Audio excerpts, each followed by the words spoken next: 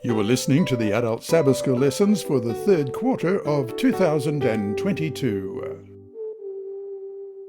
This is lesson number 4 of the Adult Sabbath School Bible Study Guide, In the Crucible with Christ. This lesson is titled Seeing the Goldsmith's Face. It's ready for teaching on July 23. The author is Pastor Gavin Anthony, who was conference president in Iceland when he wrote this series of lessons. Today your lesson is read by Dr. Percy Harrold. Thursday, July 21. Character and Community. A song goes like this: I am a rock, I am an island. Have you ever felt like that, wanting to stand alone? You may even have heard people say, well, my walk with God is a private affair. It's not something I want to talk about. Read Ephesians chapter 4, verses 11 to 16. What's the point Paul is making here? And what role does he give here for community? Ephesians 4, beginning at verse 11.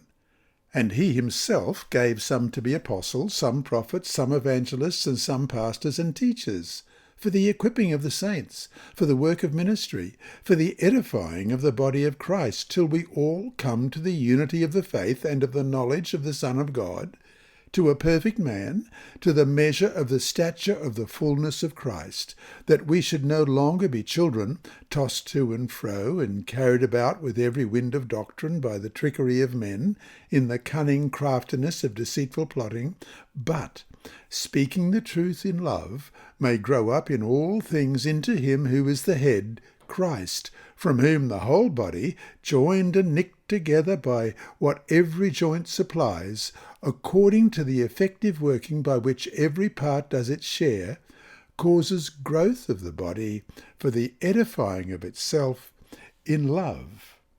When Paul writes to the Ephesians, he describes the church as a body. Jesus is the head, and his people make up the rest. If you look at Ephesians 4:13, you will notice the ultimate purpose of living in such a community. It is to experience the whole measure of the fullness of Christ. And for that we need each other. It certainly is possible to be a Christian all alone. Indeed, as for many people throughout the centuries who have been ridiculed or persecuted, standing alone is often unavoidable. It is a powerful witness to the power of God that men and women do not buckle under the pressures that surround them. However, while this is true, Paul emphasizes a critical truth. Ultimately, we experience and reveal the fullness of Christ when we are working together in fellowship with each other. In today's text, what does Paul say must happen before the fullness of Christ may be revealed in our Christian community? In what way is the witness of a community that is revealing the fullness of Christ different from the witness of an individual that is revealing the fullness of Christ? What are the implications for this in the context of the great controversy? Let's look at Ephesians chapter 3 and verse 10. To the intent that now the manifold wisdom of God might be made known by the church to the principalities and powers in the heavenly places. So to finish today, it's easy to be nice when you are by yourself or with strangers, but it is much harder to be nice to people you either know really well or don't like.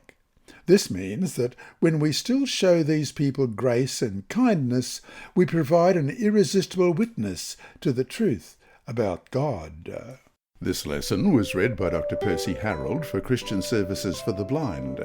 Sponsored by the Sabbath School Department and distributed through Hope Channel Australia, this podcast is also redistributed by Hope Channel Germany, Christian Record Services for the Blind. It is also available on SoundCloud and through multiple podcast distributors, including Apple iTunes. And you can listen and watch at the same time on YouTube. Remember, God is always faithful.